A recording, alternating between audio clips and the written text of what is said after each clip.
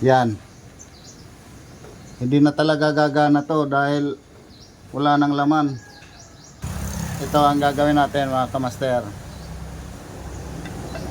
Let's go.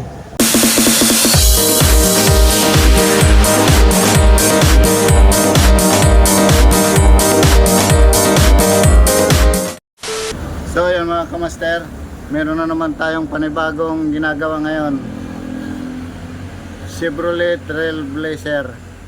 Yan mga kamaster, ang ginawa natin ay binuksan natin dito dahil mahina yung blower at ilinabas natin yung cabin filter. So kita natin na sobrang dumi na pala yung cabin filter, hindi rin iklininin. Pati itong blower mga kamaster, yan madumi din. So hindi nga makaka-perfect ng, maliban doon, hindi rin makaka-perfect ng lamig yung gumawa nito. Ang pinakamahirap nito mga kamaster ay malaki-laki na yung nagagasto niyang pera dito sa pagpapalamig nito. Malaki-laki na yung naibayad niya, wala pa ring lamig. Pati itong compressor, yan mga kamaster, ay nagpalit din sila ng compressor.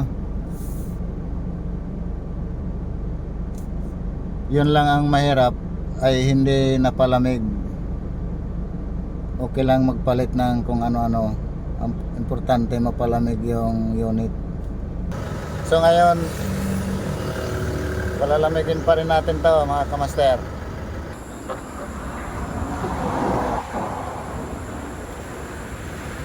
Bali ito ang tinanggal natin mga kamaster, ang clutch pan nya. Dito ang problema niyan mga kamaster. Papakita ko sa inyo kung anong problema nito.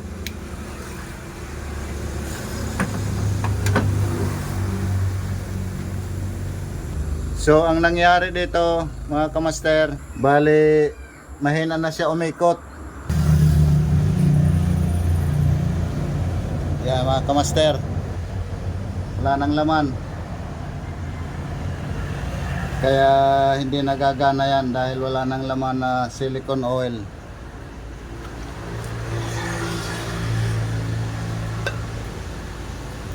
So yun ang gagawin natin mga kamaster. Ito ang ilinalagay niyan mga kamaster, silicone oil.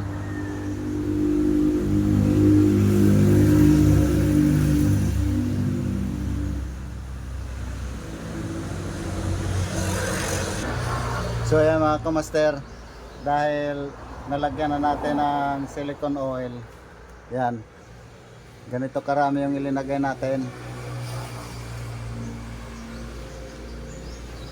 Pwede na natin ikabit ito mga kamaster.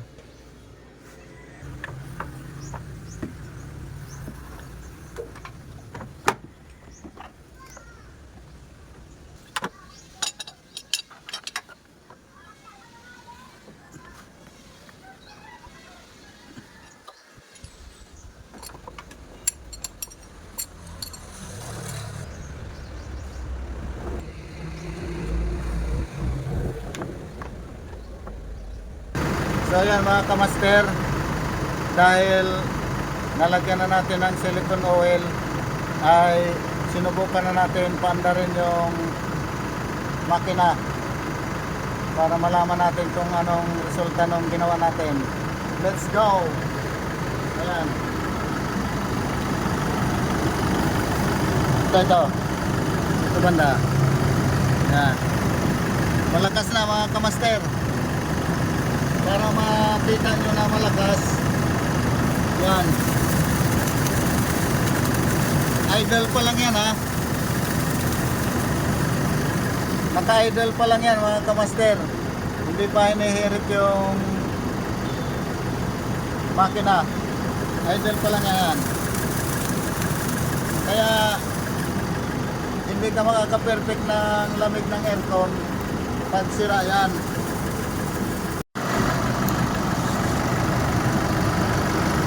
Ayan mga kamaster,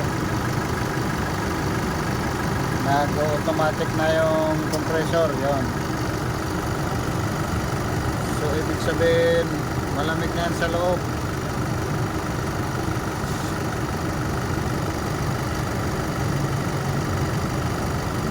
Yan, so, automatic na yan mga kamaster.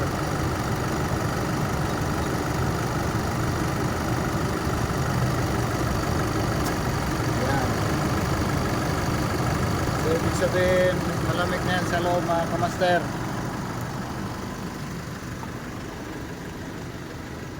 Yan. Kita na sa salamin mga kamaster.